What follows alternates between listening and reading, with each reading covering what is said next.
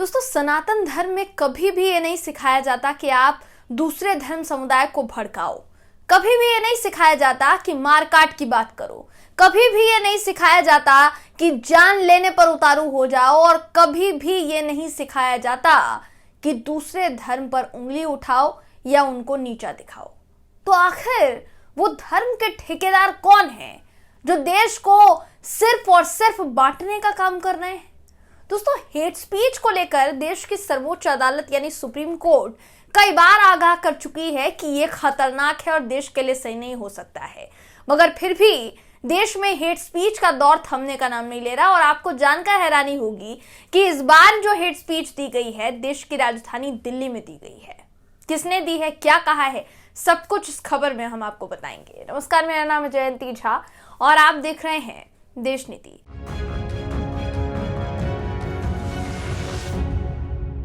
देश नीति, केवल सच्ची और पक्की खबरें।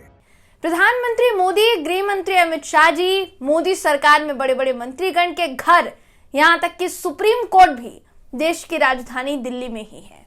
अमित शाह जी के घर तक गरीब पहुंचने की कोशिश करते हैं तो दिल्ली पुलिस दोस्तों उन गरीबों को पकड़कर जेल में डाल देती है, उनसे पूछताछ करती है कि क्या काम था, क्यों आए थे। लेकिन जो खुलेआम मारकाट की बात कर रहे हैं भरे मंच से, उन्हें पकड़ना तो दूर, कार्यक्रम आयोजित करने से भी नहीं रोका जाता।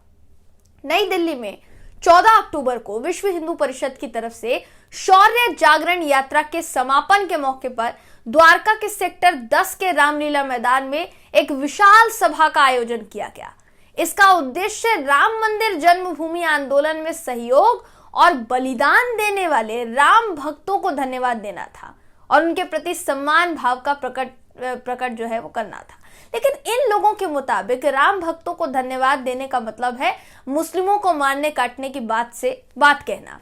वसीम अकरम त्यागी है, इस कार्यक्रम का एक वीडियो इन्होंने शेयर किया और लिखा कि दिल्ली के द्वारका में विश्व हिंदू परिषद द्वारा आयोजित शौर्य जागरण के मंच में बोलते हुए एक साधु ने कहा कि अगले 8 वर्षों में धर्म युद्ध में कम से कम 100 करोड़ मुस्लिम, 50 करोड़ ईसाई और 5 करोड़ धर्म निरपेक्ष हिंदू मारे जाएंगे। दिल्ली पुलिस क्या कार्यवाही करेगी? वीडियो दिखाते हैं दोस्तों आपको, ये वीडियो देखिए आप। 2031 तक, अगले 8 वर्षों तक संघर्ष चलेगा और इस मंच से ऑन रिकॉर्ड कर रहा हूं, 100 करोड़ मुसलमान, 50 करोड़ ईसाई और 5 करोड़ हिंदू भी मरेगा। जो सो कॉल्ड सेकुलर है ये भी मरेगा इस धर्म युद्ध में। नोट करके कहीं रख लो, 100 करोड़ मुसलमान, 50 करोड़ ईसाई, ये ईसा मूसा के युद्ध में बदल रहा है, विश्व युद्ध में बदलता जा रहा। जी, तो यहाँ वसीम अकरम त्यागी ने सवाल गलत पूछ लिया, क्योंकि दिल्ली पुलिस को अगर सच में कार्यवाही करनी होती तो ऐसा होता ही नहीं जो अभी इस वक्त हो रहा है। इन लोगों ने मंच से सिर्फ यही सब नहीं कहा, इन लोगों ने इजराइल पर हमास के आतंकी हमले की निंदा की और कहा कि हम भारतीयों को भी इजराइल से सीख लेने की आवश्यकता है। भारत में भी हमास जैसे आतंकी संगठन इस ताक में रहते हैं कि देश की शांति और स्थिरता को चोट पहुंचाई जाए। इसका उदाहरण हमने मेवात के नूह में देखा। इसलिए हिंदू समाज को एक होकर ऐसे जिहादियों को पहचान कर उनको परास्त करना पड़ेगा। अब आप सोचिए, ये हेट स्पीच का स्तर जो है वो यहां तक अब पहुंचा है। इसके बाद भी दिल्ली पुलिस कोई कार्यवाही नहीं करती है। ये कार्यक्रम शुरू हुआ, इसका आयोजन हुआ, इस यात्रा का समापन हो गया, कार्यक्रम खत्म हो गया, उसमें हेट स्पीच दी गई, एक समुदाय विशेष के खिलाफ भड़काऊ बयानबाजी की गई, लेकिन अभी तक किसी तरीके की कोई एक्शन की खबर दोस्तों सामने नहीं आई है। आप यकीन नहीं मानेंगे, लेकिन जब मैंने इस खबर को खंगालने की कोशिश की कि मुझे इससे जुड़ा कुछ मटेरियल मिल जाए ताकि मैं आपको जानकारी ज्यादा से ज्यादा दे पाऊं, मुझे कुछ नहीं मिला दोस्तों। किसी भी बड़े चैनल की वेबसाइट ने यह खबर नहीं छापी है। मुझे ऐसा कुछ नहीं मिला क्लू जो मैं आप तक पहुंचा पाऊं कि ये जानकारी है और इन लोगों ने ये भड़काऊ बयानबाजी की है। हिंदुत्व वॉच नाम का बस एक ट्विटर पेज है जिसकी तरफ से ये वीडियो ट्वीट किया गया है। तारीख बताई गई है 14 अक्टूबर और लोकेशन बताया गया है इसका नई दिल्ली द्वारका। ये लोकेशन बताया गया है और कहा गया है कि इस तरीके का बयान जो है दिया गया है दोस्तों। और ये जो खबर है ये तमाम बड़े बड़े मीडिया चैनल्स की वेबसाइट से गायब है। जैसा मैंने कहा, मुझे नहीं मिली। तो आखिर ऐसी खबरों को कवर क्यों नहीं किया जाता है? जो हेट स्पीच फैला रहे हैं, जो हेट स्पीच दे रहे हैं, जो भड़काऊ बयानबाजी कर रहे हैं, नफरत फैला रहे हैं, क्या उनके खिलाफ किसी तरीके का कोई एक्शन नहीं लेना चाहिए? क्या दिल्ली पुलिस की जिम्मेदारी नहीं बनती कि इनके खिलाफ एक्शन हो?